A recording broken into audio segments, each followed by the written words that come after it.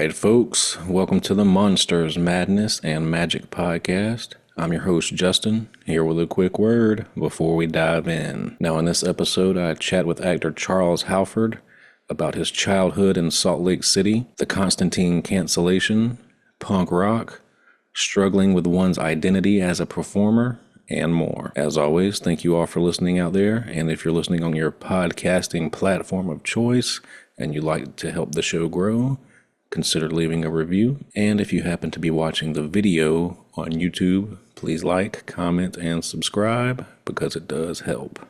Anyway, without further ado, here you go. Charles, take us back in time. You're a youngster. Are you a book reader, fort builder, troublemaker, or all of the above? Man, we're already going deep. No, I'm a fort builder. I think probably by nature, but I think I'm also still a kid. So like the timelines get warped, right? Right. I mean, I'm still like, this is a fort, man. I've built. I don't know. I know it's a podcast, but we're doing videos. See, like I built this fort. I'm like a hamster, like a human hamster. That's a I'm pretty still cool building spot. a fort. It's all right. It's fun. Yeah, I don't know. It's creative. But I think I was all of those things, though, and have been all of those things. I certainly found a lot of trouble. If Trouble Finder was one of the options, then I like that. I'm gonna add that. yeah. But I think I'm all for forts. I'm team fort. Whereabouts did you grow up? In Salt Lake City, Utah. Like, yeah. You ever been? I haven't. No, I have not. I have friends that live around the area and that have lived there and they enjoy it, but never been there myself. It's a beautiful part of the country, and I mean, Salt Lake is. Have you ever been to Austin? No, never been to Utah. No. I mean, but like Salt Lake City and Austin, Texas. Oh, like, gotcha. Okay, they're like these weird kind of cities in the middle of, a different kind of state. But you're in Georgia, is that correct? South Carolina. I'm about 30 minutes from Georgia. Oh, my bad. I spent a lot of time in South Carolina. Beautiful state there. Whereabouts? Mostly Charleston, around those parts, Mount Pleasant and Folly Beach and all those. For a job? Yeah. Gotcha. I was down there on Outer Banks for a good while. I think we may have a mutual friend in Darren Ewing. Do you know? Oh yeah. Darren, yeah, he's a hometown hero, man. I love that guy. Oh yeah, he's one of my heroes too. Troll too. I'm pretty sure you know. What is his like? They're eating. What he's got a great. Oh quote. my god! Oh my god!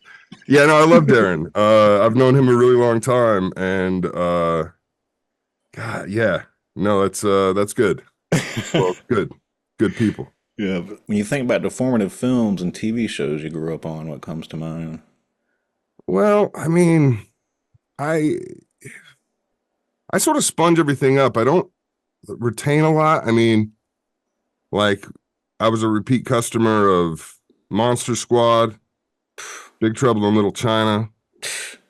Greatest hits, man. Yeah, those are good ones. And then as I got, older, I got into like more of like the indie stuff sort of as I got into I don't know, like more theater. Maybe it was just, like Reservoir Dogs was obviously like a classic. That was a big one. And some of those like old Ultraviolence, True Romance. I mean, yeah, just kind of all a healthy dose of, kung fu and a ton of like B movies, like slasher, you know what I mean? Like I worked at a Hollywood video and I got like 5 rentals a week. And so I just like, it was like a smorgasbord of all the titles I ever wanted to rent but could never afford to. Like, you know what I mean? Like I'm not going to spend money on, that, but That's I a want to dream see job. it. So it's gone now. Yeah, Troll 2, probably like one of the best movies ever made. Big Monster Squad fan myself. It's a good one. Yeah, I had the chance of working, or the honor, I should say, of working with John Grice one time. And of all the, I've worked with a considerable amount of people, but like somewhere in the back of my mind, that kid was just like, dude, that's Wolfman, man. Like that Wolfman, that transformation scene that he had was also one of those things was like, whoa, man. That wolf scared the shit out of me when I was a kid.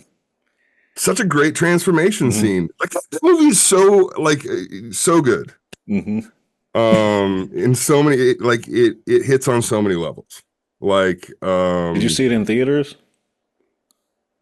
I don't think so. I don't yeah, I didn't get to the theater like a lot. Again, we were pretty broke. Mm, But like uh but that was definitely like a multiple rental like thing, you know. exactly. Um big movie theater, like what would like I remember seeing Little Shop of Horrors in the theater and that being a big deal, which is not that exciting. It's like and my memory's so like it's so patchy because of all the other recreational things I was doing as a child that I probably shouldn't have been doing. Yeah, no, it's just once I realized acting was kind of a job or a thing that you could do to, you know, like make money Right. and also like not like do something different, you know? Yeah. Like um that's one of the great joys of acting for me is just being able to like step out of the this world into other, you know, other worlds. And it's funny because sometimes I'm stepping into like an awful world Mm. because my face just agrees with that that sometimes. and like and so uh but I'm still like, phew, man, don't have to deal with that for the next 12 hours, you know? So, would you consider yourself a theater kid growing up? Were you doing plays in elementary school and stuff like that? Yeah, I think I'm a theater kid through and through. I think ultimately that's the um you know, like certainly a part of the end game for me as well. Yeah, I mean, I was in a few plays in elementary, and then it wasn't, and then like yeah, kind of throughout middle school. But then I went to a high school that had a really strong theater department, and I feel like all of the you know all of the elements were there. I think a lot of I don't know, life is also opportunity meets mindset. You know, kind of where you're at, and for where I was at, the theater was exactly what was right, and it happened to be a really strong department. So like we won a bunch of like you know like champion like you know we did competitive state championship performance stuff, and then the plays would get awarded, and so you start getting a little like recognition. You're like, oh man, you know, like this is I'm just up here kind of showing off a little, and like it's like affecting people, you know. Mm-hmm. And Salt Lake's like a kind of divided I don't know. That doesn't sound great, but there's like the, you know, the obvious culture, which is like the LDS church and the, you know, like the Mormon culture. I mean, that's how the state became. And then you have sort of the other thans or the outcasts or the ones, and it's like equally kind of extreme, which makes for great art and great culture. You know, it's like, um, it's cool, but basically growing up, I was kind of on the other, you know, everything was a bit of a mix, but Mm-hmm. during high school, I was like very much on the other side. I mean, other people probably would have called me a troublemaker. You know what I mean? Mm. Not if they didn't know about my fort building, right? so, Some people consider building and forts I didn't trouble. present as a book reader. I'll tell you that.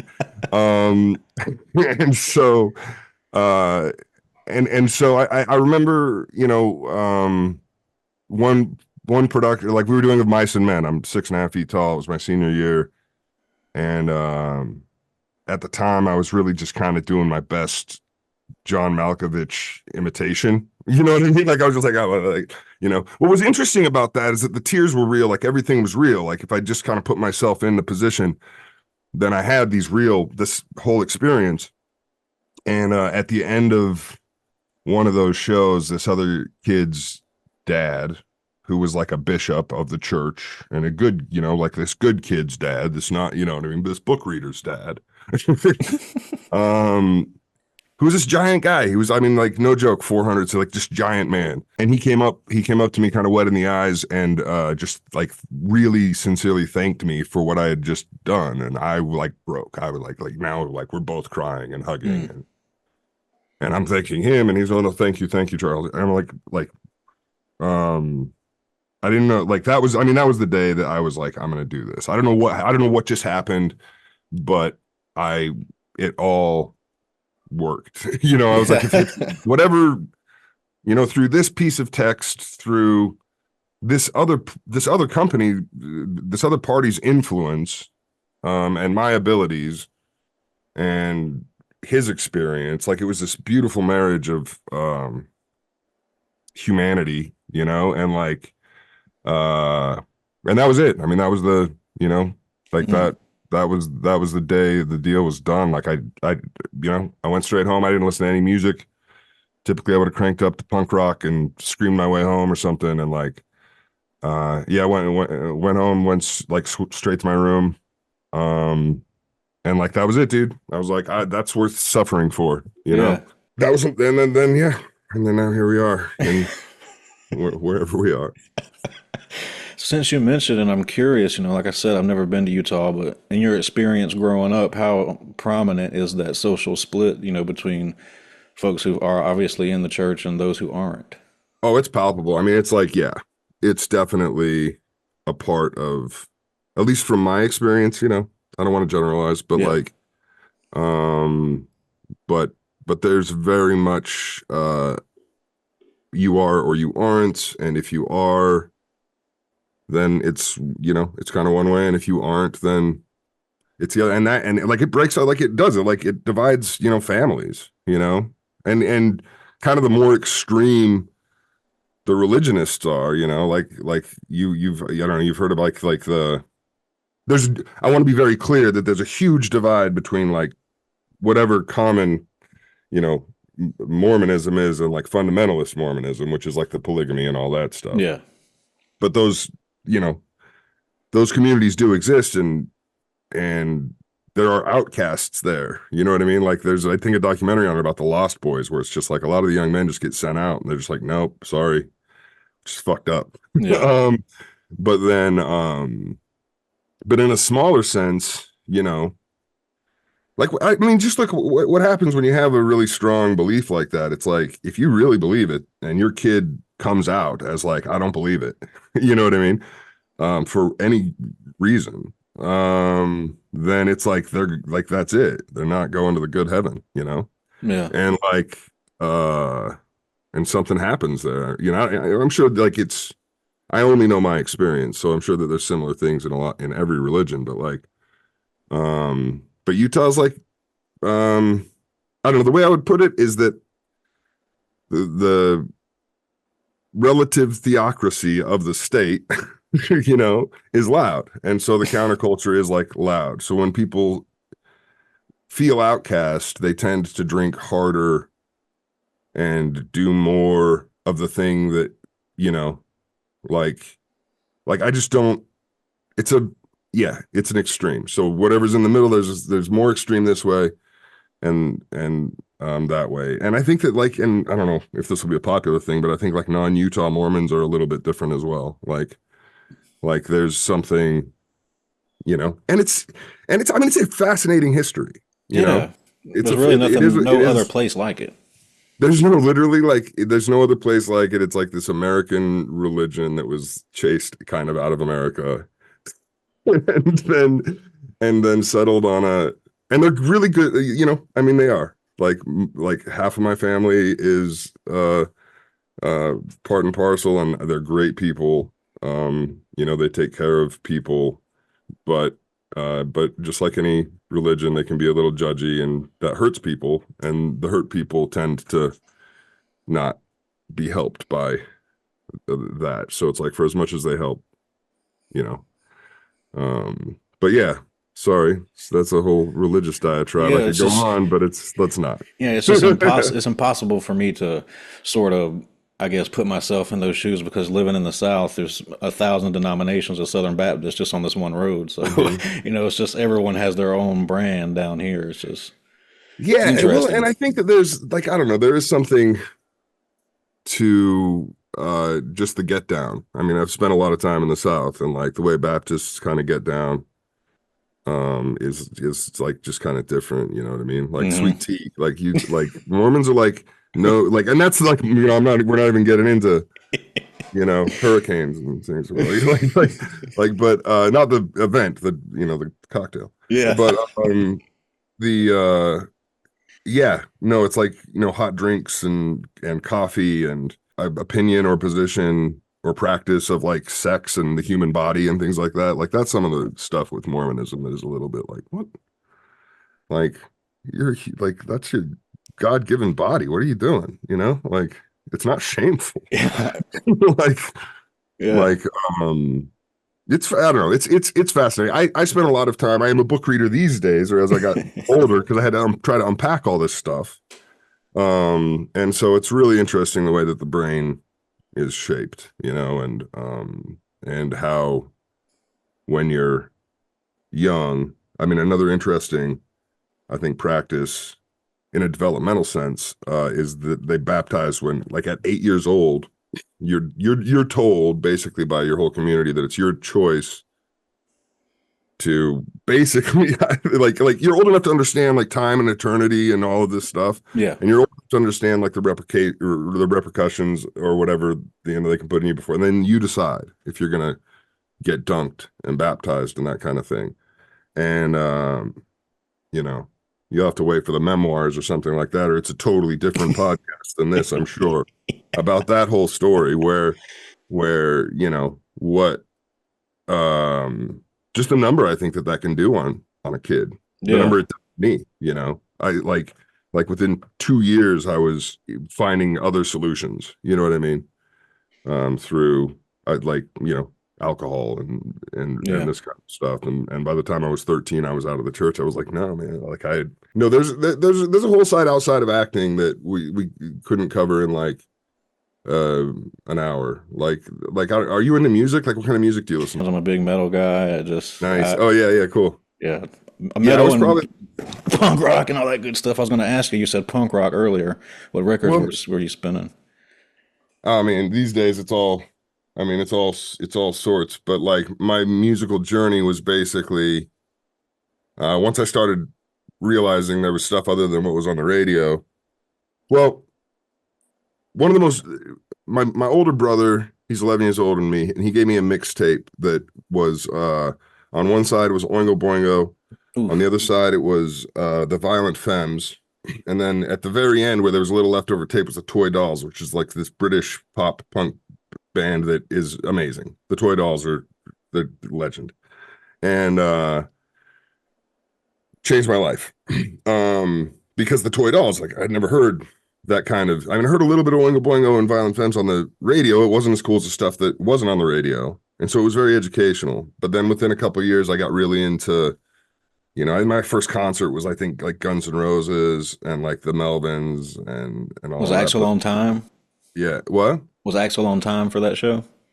Yeah, I think so. I mean, I was a kid, but I'm trying the timeline I guess before that or around that time. Like I got really into death metal.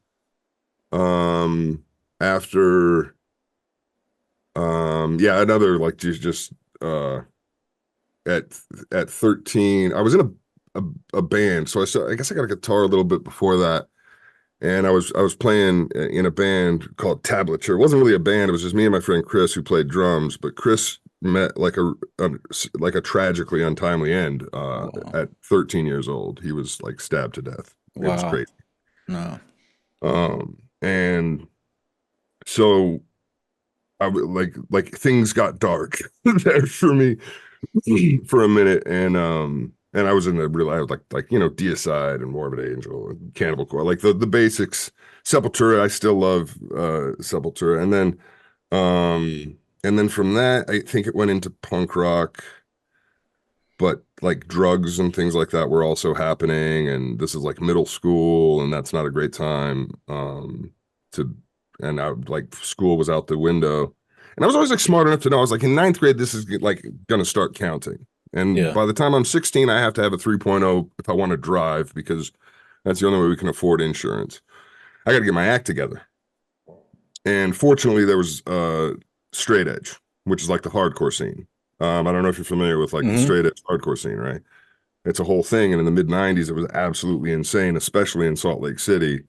And I happened to be, you know, in like in that scene during the crazy leading up to kind of the craziest shit that like went down. Like there was crazy animal rights stuff, and eventually like tragically like a murder happened, and like it was all of like music and just like like this music scene was a street gang, like it had its own gang task force, and so Yeah. somehow like trying to clean my act up, I ended up in like a street gang, like just because I like hardcore music. Yeah. And then I was like, but I went straight, you know what I mean? Like I cleaned my act up and danced really hard and had a good time. But then the violence was crazy. And I was like, I don't want to be in a gang. I literally just was trying to like get a 3 point. I'm not even overachieving here. I'm like absolute minimalist. And now you want me to be like fight people over that? Like, I don't want to do that. And we're gonna be like vegan vegetarians. Like, we're gonna take care of animals, but then we're gonna go like stab people. Nah, like that's not no. And so I stopped being straight edge, and then like went into hiding because it was like you just didn't do that. It's like if you're if you're not now, you never were. So I guess I never was straight edge because I'm not. And like and because as a kid I was just making mistakes, and I like, and that was also sort of what, when I found the theater, I sort of hid out in the theater department. I was like, they'll never find me here. Those hardcore kids aren't coming to see Shakespeare. I'm gonna have to edit out me saying we're not gonna go deep at the beginning of this. I know, like let's talk about pop culture. I don't know, man. It's not as yeah. And Yeah. I'm like, man, I really don't like talking about myself. But I guess it's ideas, like these ideas are really like interesting. Like look into straight edge. It's a fascinating subculture. Yeah, for sure. So a question I like to ask everyone, Charles, before we get too far away from your childhood is, and take this whichever direction you want to go with it. Are you sure about that? Yeah, Come yeah, on. I definitely am. What No. scared you as a kid? Oof. Well, again, as a kid is a interesting because it's like I just don't think that ever really changes. I think that so I'm like I think some of what scares me, what scared me. I want to give you a good answer, or at least I want to give you a straight answer. Man, I don't know. Like in a weird way, it was. I think it's like some. I think it's a. I think one of the things. I think the thing that scares me more, like there's a. Um. Hmm. I wish it was just something like spiders. It's not. There's there's something to a closeness, and I think it also has to do with um like acting and never sticking around, in one spot for too long, or never taking anything too far to the extreme. And it has something to do with being seen. That's a weird word of like for an actor, especially. Like this is a big thing because it's like there's the character, and that's a lot of fun. But then there's like this human part, which is, don't look too close. When there's really nothing that messed up, you know what I mean? Like everybody's got their things, right? But there's there's a fear of ownership. I don't know. Like that sounds weird, but like a fear of like I struggle with I am like all of these things that I'm supposed to be. Like, and I think that comes from coming up in like the Mormon, culture, and there's a bit of like keeping up appearances, you know what I An mean? identity struggle sounds like what you're saying.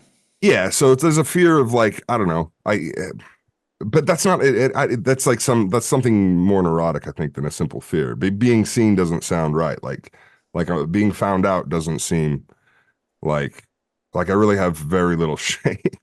So it's like but there is something to I mean, part of the reason I took the podcast is because it's like I'm not really that like I'm not that comfortable doing personal stuff, Mm-hmm. which is again, I guess, part of what I'm try to figure out as an actor. Like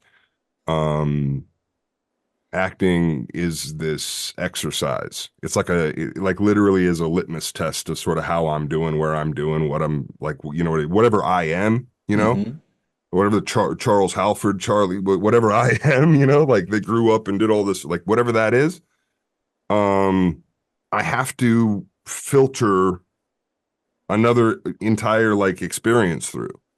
Yeah. And that like blocks and things like that show up. You know what I mean? Like certain points of lack, certain points of overconfidence, certain points of underconfidence, certain like I mean very real physical uh impingements and you know challenges, obstacles, like all of these things show up, and then I'm left with see you know like and the character is like whatever that is, and the more I can you know it is also sort of like a motivating life purpose because it's like however I can clean up the instrument, take better care of that, get to know both it and how to play it better and come to understand myself, whatever that is, Hmm. better, then I can give myself over to all of these other, you know, spirits, these, you know, these souls, you know, like, and let them have,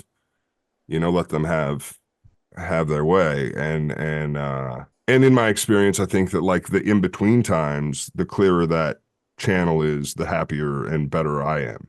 As just, you know what I mean? Like, it's just like, I'm like you, like, I don't got it. I wish I could be as like metal or hardcore or whatever, like or anything, but I really struggle with identity extremes. I'm afraid of extremes. Like I'm Mm-hmm. afraid of any like I am like being something. I'm afraid of a chain or a mold or something. I'm afraid of the mundane, you know? Like Oh, that might be my favorite answer, man. I'm glad you decided to do the podcast. But you know, when you're reaching out through agents and such, like just from my perspective, you have to try to be as professional as possible. You know, here's my blah blah blah. You know, like I can't say, you know, let's just shoot the shit and you know, let's talk yeah. about ghosts and you know, if I could say that, I would. But that's really Yeah. my intention. Yeah. Well, yeah, well, the podcast is funny. It's Monsters, Madness, and Magic. Yeah, did I say that in Yeah, the right order? yeah, And and then you know, obviously you're into like cool movies and culture and the list of like you know, I'm happy to be in the company of the guests that you've had. You know what I mean?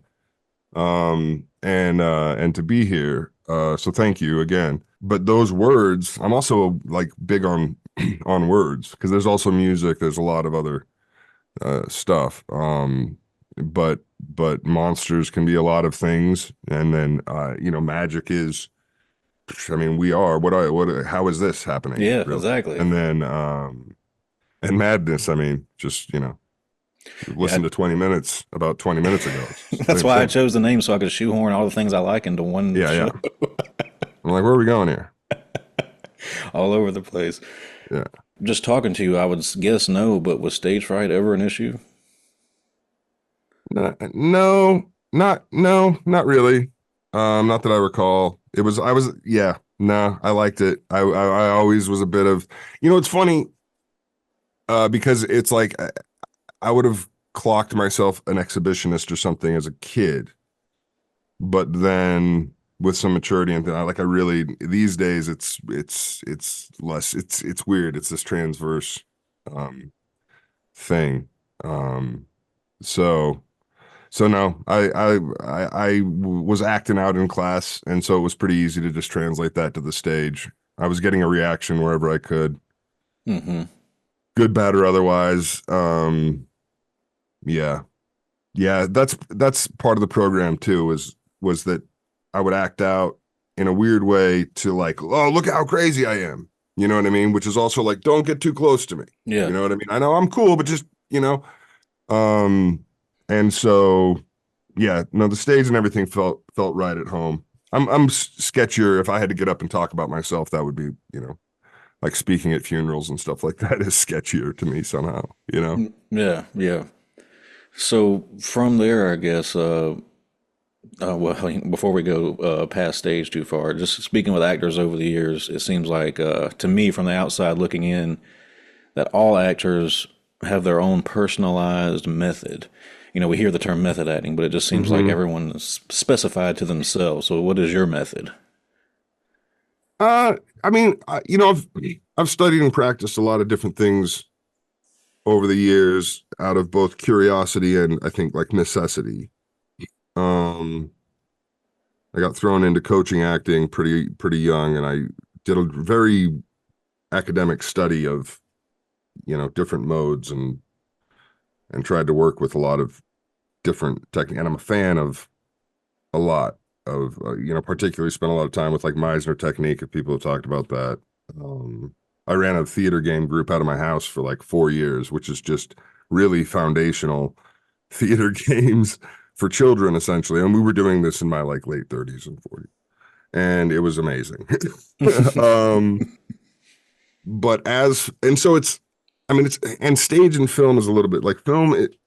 Half of the job is getting the job, or a lot of the job is, getting the job, depending on the year. And honestly, like where it seems to be, again, just for me, where you're at in life, you know what I mean? Like there's certain times in life where they're just, like the 20s are a hard time because it's like not that much, they're not making that many movies about interesting, and I guess from, in my experience and there's certain physical characteristics that can kind of see you through in times, lean times sometimes, but it just shows up. So my technique is a lot is to really try to get so the character, get what the character needs, and then somehow marry that with wherever I'm at.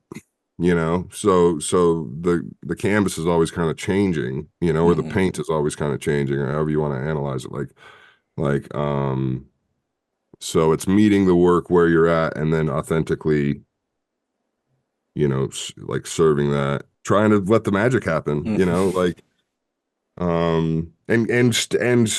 and stay at it, like stay alive. That's my technique.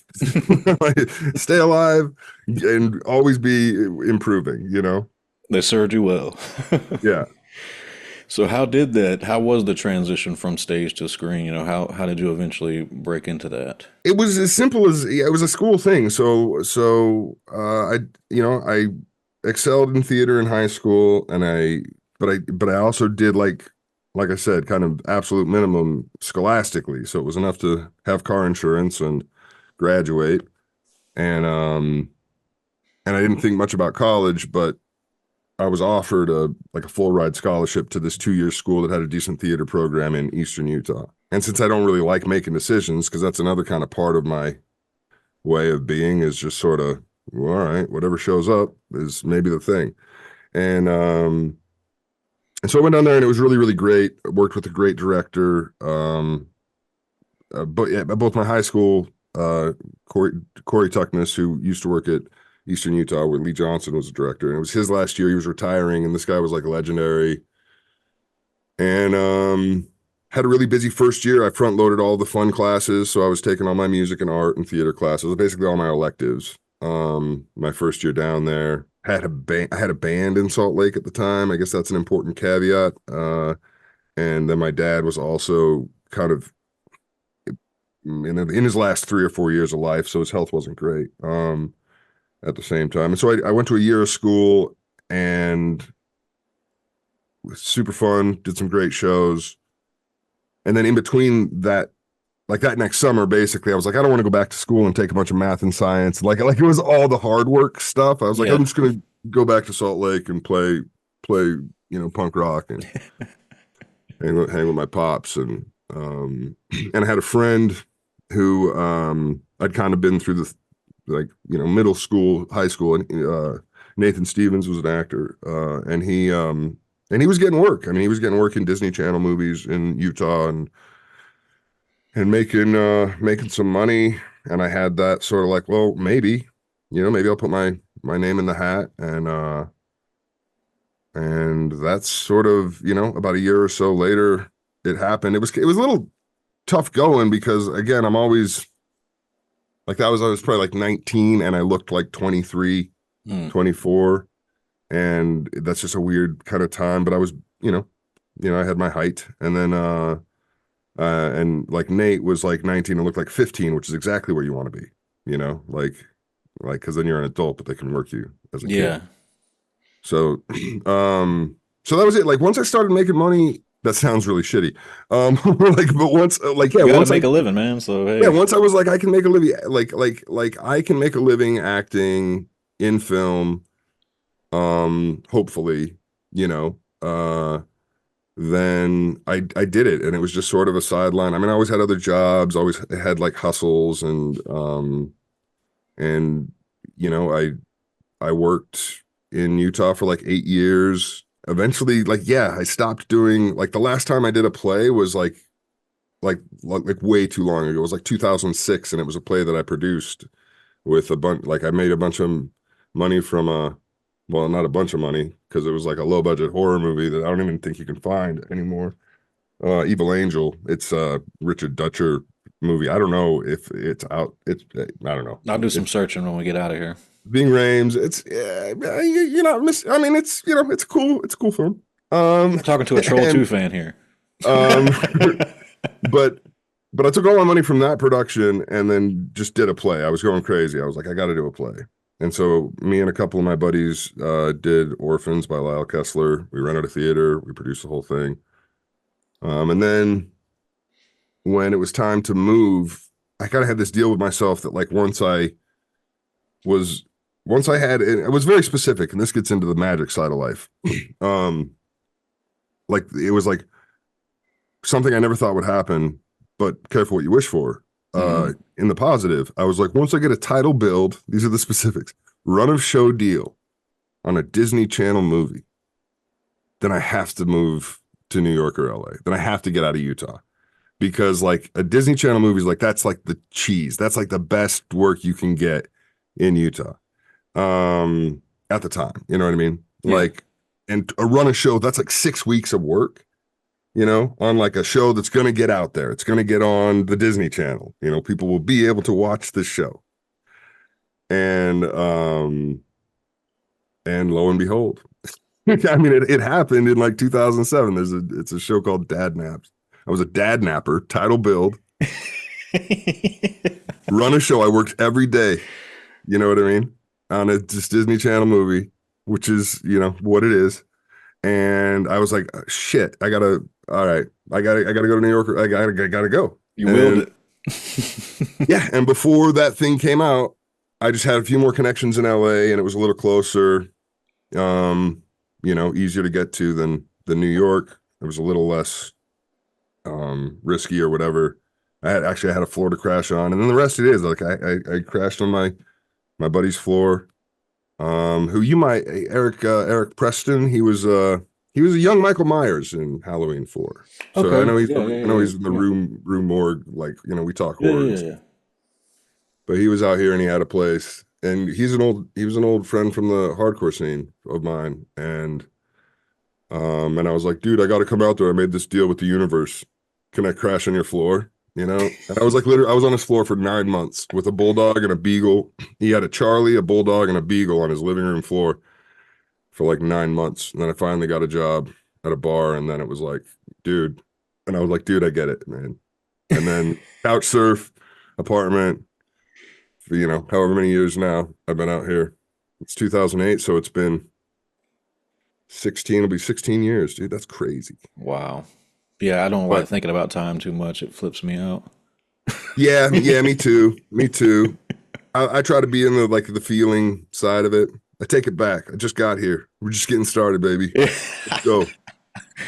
So, since we're on the subject of magic, I wanted to ask you specifically about Chaz Chandler, Constantine. Yeah. Oh man, I love that show so much. Dude, before we even go any further, I didn't want to hit you with this up at the front. Oh, this guy's a fanatic. So just hang on 1 second. I don't know if you can see this on my arm. Hey, Johnny boy. Hell yeah. And I have these off to the side here. Oh, I love it, man. I got a whole collection over here. So Cool. Yeah, let's just say I love Constantine as well. Thank you, man. Well, I mean, it's like that's so dated, but like that show was such a rally, and I'm sure you were there for it. So thanks for being there through all that, man. But I just wanted to tell you personally, it was not our fault that we had to watch parties and everything, man. We were trying our best. I know. It wasn't. I don't know. It wasn't our fault either. I don't think. So It's just, it wasn't, it wasn't Matt. But Matt has had a really great, it's been cool to watch Matt carry on and do the Constantine, the John Constantine of our iteration. Yeah. It was a really, really fun ride. And yeah, and it was like a super sad thing that it didn't click, that we couldn't make it happen. So in retrospect, was that a typical audition for you? Anything stand out about it? I mean, I was a fan of the comics, and so I Mm. knew the character a little bit. I was shocked that he was American, but I was also stoked that he was, because I'm American. Not that I wouldn't have, like, I actually talked to Daniel about that. Right after I got that, I think enough time has passed, we can spill some tea. Um, like, no, I pitched it to him, and I don't have, I don't have a British accent at the go right here and ready to prove it. But I was like, dude, I think like, can I be the American actor? Can I be the guy that does a British accent? You know, like, there's so many Brits that come and they do American. Can I just let me do it? It makes more sense that they're childhood friends, Chaz and John. And Yeah. I had a plan. They were like, no, just like, I don't know, something about, I'm sure they crunched the numbers or something and they wanted an American Chaz, but I was happy to have it, you Hmm. know? And, and yeah, no, it just, I mean, it, it clicked. The relationship was really the thing. And that was something I was really familiar with. Um, I think just from, uh, yeah, it was just like, it was just kind of kindred. Yeah. And again, I think life, like, presents in ways. There was just like certain things going on that, that just felt right. I remember reading the breakdown and being like, if I mean, I'm an actor, right? I'm here. I did like all that stuff so far. I'm here.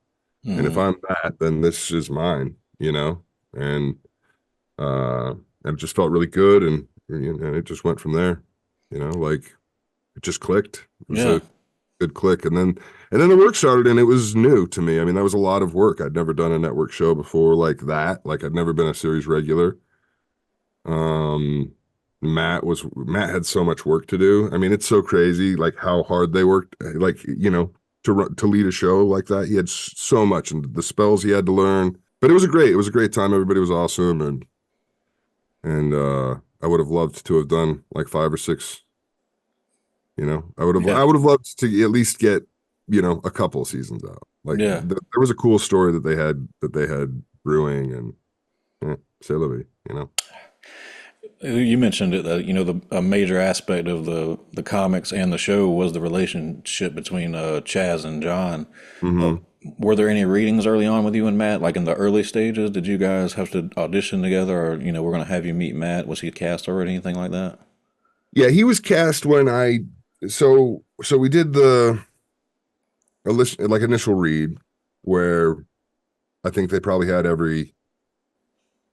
think it was like a 6.5 foot tall, they had a vision for this guy. So they had a very tall actor in town, reading for it. And I don't think there was a callback. Typically, I think it was straight from that to, like, then there was like I guess a chemistry read. I can't remember if that happened on the same day as the network test or whatever. Like my memory, especially about work shit, is like, meh. um, but like, uh, they're like, me and Matt and Daniel Cerrone, like, met in a room. I remember that we had like a chemistry read, which I guess you'd call that. And then I just don't remember. Yeah. And then there was a network test after that, which was just, I think, me and another cat. And I also, I think, benefited from True Detective, like, had just aired. And that, you know, like, or I should say, Reggie Ledoux's scene, like my scene in True Detective, had just kind of aired. I remember David Goyer coming up to me, like, on the day of the network test, being like, dude, like, he said, he gave me, like, I told my wife I'd be meeting Reggie Ledoux today. And that's probably not a good David Goyer impression. Um, and I was like, that's a pretty good vote of confidence. That was cool. Like, I'd never, like, here I was I think we were at Universal, and it was this really big day, and this really, like, iconic dude again from, like, my sort of my childhood. I'd seen his name on all sorts of stuff, So I was into comics. I was like comic adjacent, and it was just like, it was just magic. Mm-hmm. It's magic. And Yep. there's this magical show, and then it magically disappeared. Oh God. Uh, after it was canceled, we as fans and everyone heard all these rumblings. It's going to go to the CW. This network's going to pick it up. Was there anything ever close? Was there ever anything, or was it just I don't rumors? know. I don't have it. I couldn't give you like a solid on that. It was, I mean, we were holding our breath. I Hmm. mean, if there wasn't rumors, then they were really keeping it a secret from us as well, and just keeping us going. I don't really know how close it ever Yeah, got. I got you. I know that it's like happened since. I think we also like, Lucifer. I think it happened with Lucifer. Sorry. yeah, yeah. That sounds right.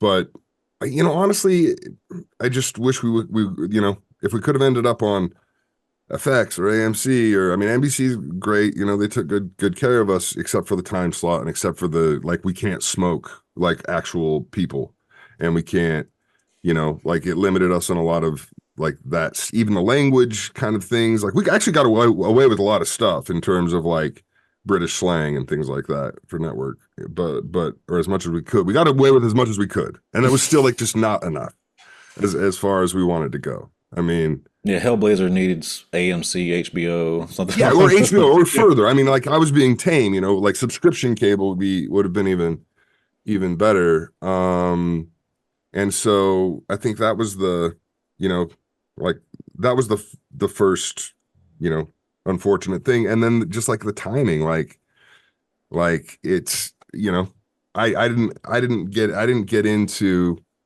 like, I never really got into Supernatural, but I can respect it. You know what I mean?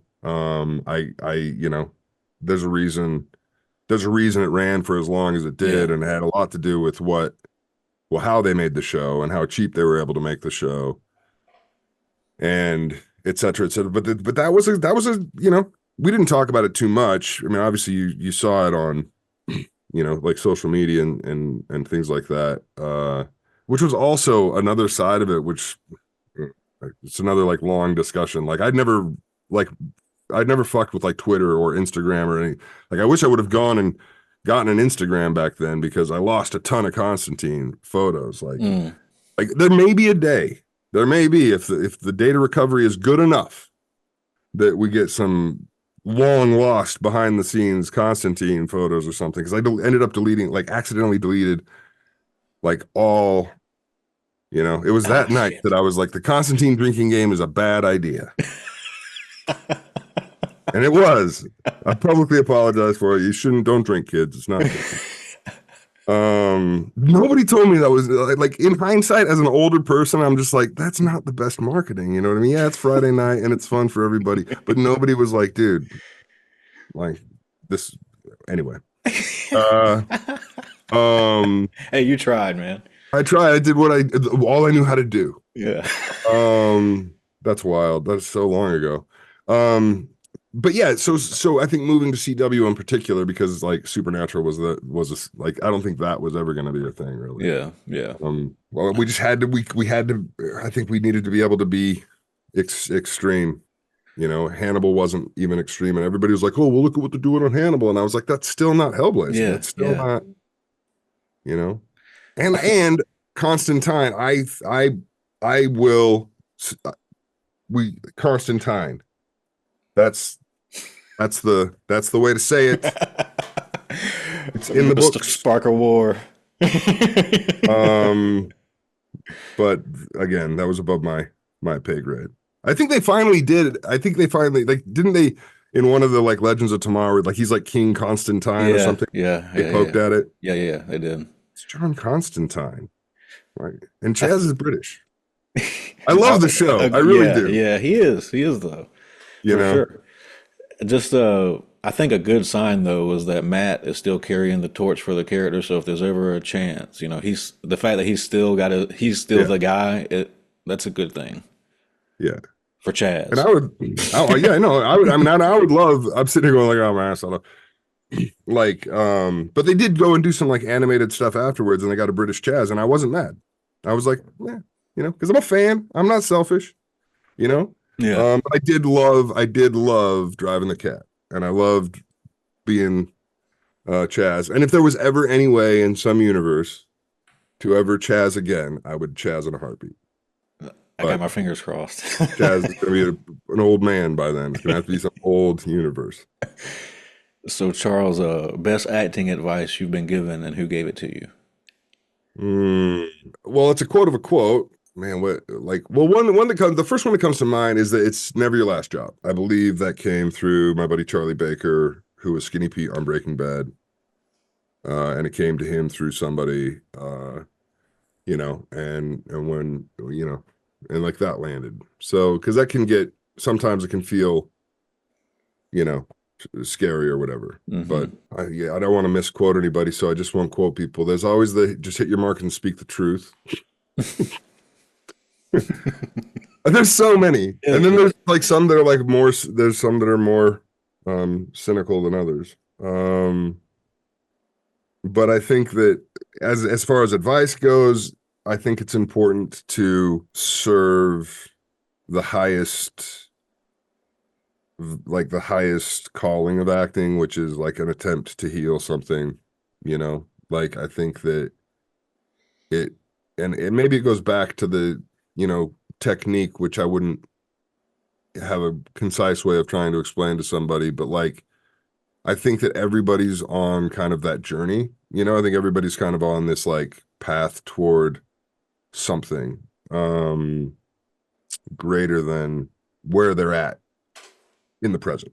Hmm. And everything's growing and changing. And I think that like to tap into that is a gift. Not only is it like a gift to be able to do that or pull it off, but I think it's a gift that you give to others. And I think ultimately that's where everything kind of connects when you get a thank you from somebody or you get that like super like the idea that as an actor you do something, for whatever reasons you're doing it for, and then like it literally helps somebody get through a patch of life or just get out of their head for a second when they needed to or something. Yeah. It's a double-edged thing like anything. It's like, hopefully people also get into their head enough sometimes. But like but when you can yeah, just tap into that. I guess it's life. It's like that's the beautiful thing, right? Like there's a quote again. I can't say it's a quote because I don't know who quote, but where it says something beautiful is actually just movement, right? Like when like anything that is beautiful that we see is just something in transition to, like so even like in a cinematic way, it's like frame by frame by frame. Like that's what we're shooting. We're taking pictures of beautiful things, which is movement. Yeah. And that's I think that's just something that is of great value. And people get caught up in you know identity, not in the super political term, but not in that way either. You know what I mean? Where it's just like I'm this because I'm from here and I'm going there and this is what I like and this is what I don't like and my beliefs and blah blah blah blah blah. And all of that is fixed. And fixed is dead, you know? Like so like tomorrow your whole fucking life could change. You know what I mean? Like every Hmm. idea you've ever had, or thing that you thought could just take on a different color, like it happens. And I think people's resistance to that is deadly. I think it kills people, like Mm. literally. Like I can't be that, so I die, you die, or whatever, and so maybe advice in general, but just to try not to be fixed and try to be open to at anything, everything unknown. The unknown is like the unknown is everything. Yeah. Like that's where you find the thing. Like that's we're like born with that instinct. Like what's over that ridge? I don't know. Let's go. Well Like said. I like that. Something I like to ask everyone at the end is when the hopefully don't think I'm crazy by this point. Have you ever had an experience that you would consider supernatural, paranormal, or an event you can't explain?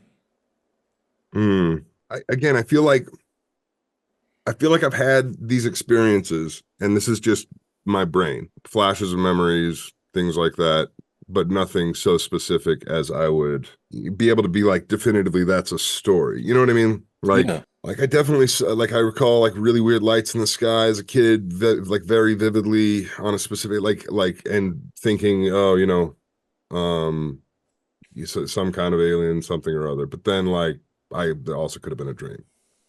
Um, there's houses that we grew up around where, yeah, figures in windows, like, but again, it's like, I don't know, it all gets kind of mixed up. Um, Constantine, there was a lot of like, there was some eerie, like, we were in a lot of graveyards and stuff at night. I remember there was one like mausoleum, and there was like sounds, like a whistler or like keys of like a key, but like we were just there, you know what I mean? But it's like somebody like there's, I buy it. I mean, Yeah. I'm definitely of the camp, but I also think that everything is supernatural. I mean, just like this, what we're doing right now, to me is like something supernatural. Like the fact that I can remember my past Yeah. is not natural. Like you know what I mean, and that I can envision my future. That like quite literally that I don't believe it was an accident that I was in a title build run of show Disney Channel. You know what I mean? Magic is something we can't explain. Something ethereal is like that. That is a tangible, real space. However, and it doesn't refute any of it, but anything we imagine, we experience, and that's another acting thing. And Mm. there's like good neuroscience on that. You know what I mean? It's like you're afraid of not hitting your rent next month. Your body goes through it. It's like shit, I don't have my rent. You know what I mean? Your stress levels spike and all that kind of stuff. And so um the imaginal quality of things is also really like, like really specific. I just don't think we have a clue about anything. Like like 100% agree with like you. we experience such a small fraction of like the spectral, like the light spectrum, the audible, like we're lost. We're lost. We're lucky to have like some clue of where we're at, or at least words for some of it. But like, I don't think. No, I think that there's a lot of energy out there, and I think your thoughts become reality. I really do think that. So it's like try to think, good thoughts. I think That's one thing that I like to say is, there's enough negativity out there. Don't be negative to yourself.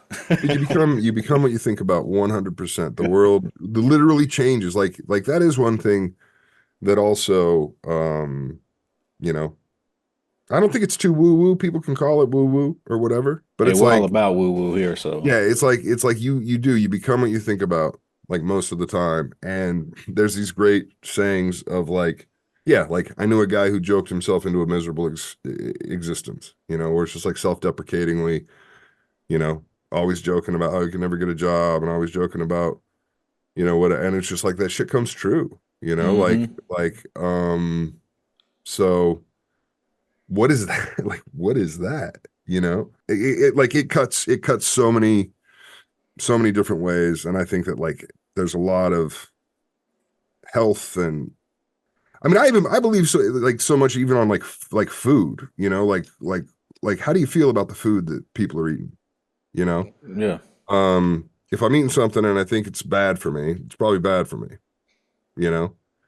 And like I've been a long time, vegan, vegetarian, it's not an identity thing. It's something that like literally could change at some point. Like I can't hang on to it like that, you know?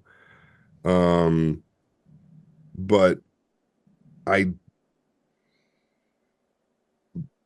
but if anybody were to like change their diet for anyway, doesn't have to be like my preference, but then they don't like it, like, oh man, I don't feel like it's like good for me, or I don't feel like, or they're mad about it.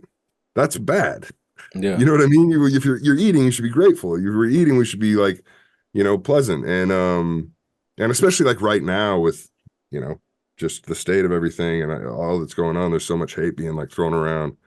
and shit talk and, like on, fellow humans that are, like eh, have a similar cause to just like to just exist. I just want to exist and like make my own, chart my own course, um, and be free to think what I want to think, to create my own reality.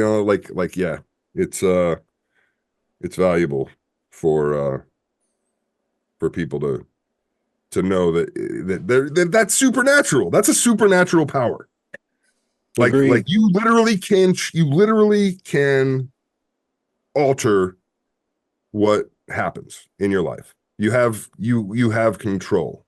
Some very, I believe, um specific control of outcomes. So mind your mind. Well said, man. Well, just to put a bow on this thing, Charles, is there any projects you got in the pipeline that you can share without getting in trouble? Anything you want to I don't promote think here? there's any. I mean, there's some pretty cool things rolling out. I'm gonna err on the side of not talking about any of them. Yeah, no, I mean, like, no, there's a cool show. Like, watch Apple TV. I think probably in the fall or something like that. There's a cool show that I have a pretty fun little arc in, and some cool animated stuff. But nothing. Yeah, nothing I'm gonna get into specifically. Don't want any Um, NDA trouble. yeah. But thanks for having me, and hopefully that was an interesting conversation. No, man, I loved it. Thank you for giving me some of your time. I appreciated talking to you, and hopefully we'll get a chance to talk again down the road. All right, man. Keep up the good work. Or you have a good rest of your day, man. All right. See you, Bye buddy. bye.